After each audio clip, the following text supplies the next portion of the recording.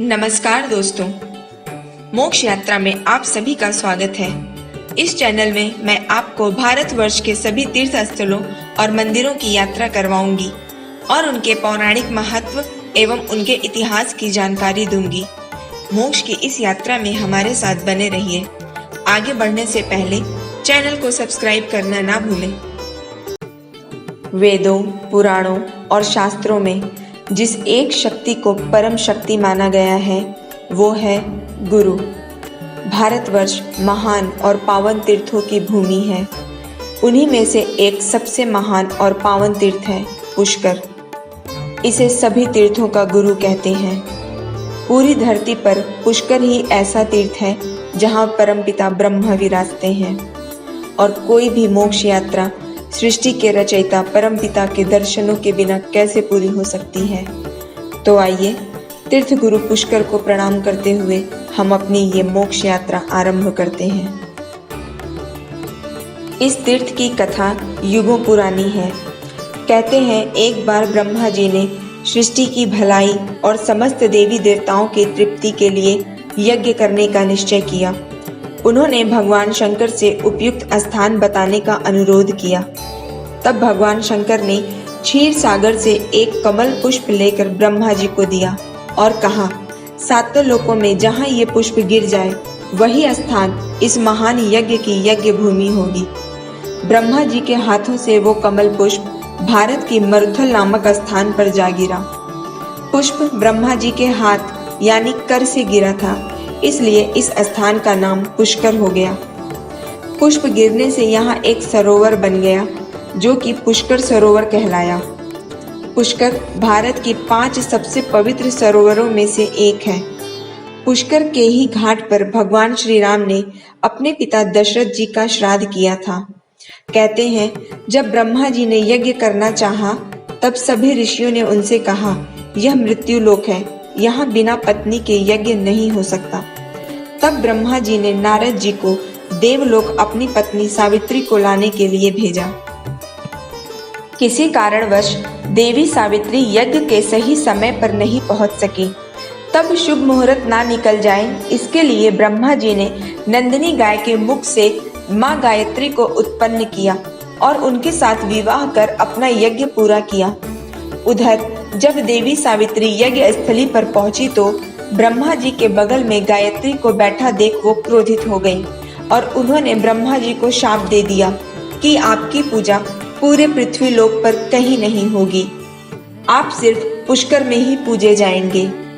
माँ सावित्री का गुस्सा इतने पर भी शांत नहीं हुआ। उन्होंने विवाह कराने वाले ब्राह्मण को भी श्राप दे दिया कि चाहे जितना भी दान मिले ब्राह्मण कभी संतुष्ट नहीं होंगे। गाय को कलयुग में गंदगी खाने और नारद जी को आजीवन कुंवारे रहने का भी श्राप दे दिया। अग्निदेव भी शाप से नहीं बच पाए, उन्हें भी कलयुग में अपमानित होने का श्राप दे दिया। क्रोध शांत होने पर सावित्री जी पुष्कर के पास मौजूद पहाड़ियों पर जाकर तपस्या में लीन हो गईं और फिर वहीं की होकर रह गईं। पुष्कर में जितनी आराधना ब्रह्मा जी की होती है उतनी ही देवी सावित्री की भी होती है। सावित्री को सौभाग्य की देवी माना जाता है। यह मान्यता है कि यहाँ पूजा करने से सुहाग की लंबी आयु होती है। यही वजह है कि महिलाएं यहाँ आकर प्रसाद के तौर पर मेहंदी, बिंदी और चूड़ियाँ चढ़ाती हैं। पुष्कर में सावित्री का भी मंदिर है, लेकिन वो ब्रह्मा जी के पास न होकर ब्रह्मा जी के मंदिर के पीछे एक पहाड़ी पर स्थित है, जहाँ तक पहुँचने के लिए सैकड़ों सीढ़ियाँ चढ़नी पड़ती हैं। जगत पिता ब्रह्मा जी ने पुष्कर में कार्तिक पूर्णिमा के दिन यज्ञ किया था। यही कारण है कि हर साल अक्टूबर नवंबर के बीच पड़ने वाली कार्तिक पूर्णिमा के अवसर पर पुष्कर मेला लगता है।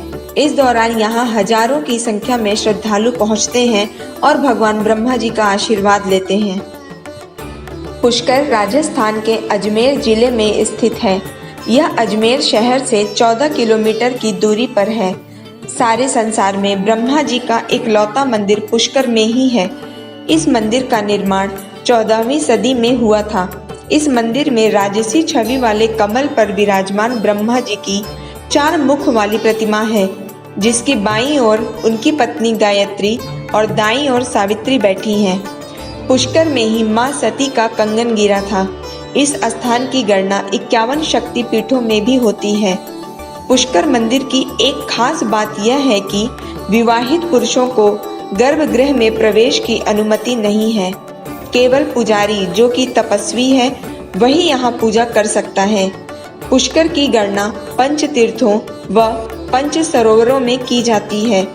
जैसे प्रयाग तीर्थों का राजा है, वैसे ही पुष्कर सृष्टि के 3.5 करोड़ तीर्थों का गुरु है। जैसे समुद्र का जल कभी नहीं सूखता, वैसे ही जगत पिता ब्रह्मा जी की कृपाएं भी इस सृष्टि पर कभी कम नहीं होती। तीर्थ गुरु पुष्कर की यात्रा यज्ञ में दी जाने वाली पूर्ण आहुति की तरह है, जो हमारी प्रार्थना को ईश्वर तक पहुंचाती है। यात्रा के हर क्षण में हमारे साथ रहिए और विश्वास कीजिए, अगर प्राणी भक्ति के बंधन से बंध जाए तो वह मोह माया के हर बंधन से छूट जाता है। धन्यवाद।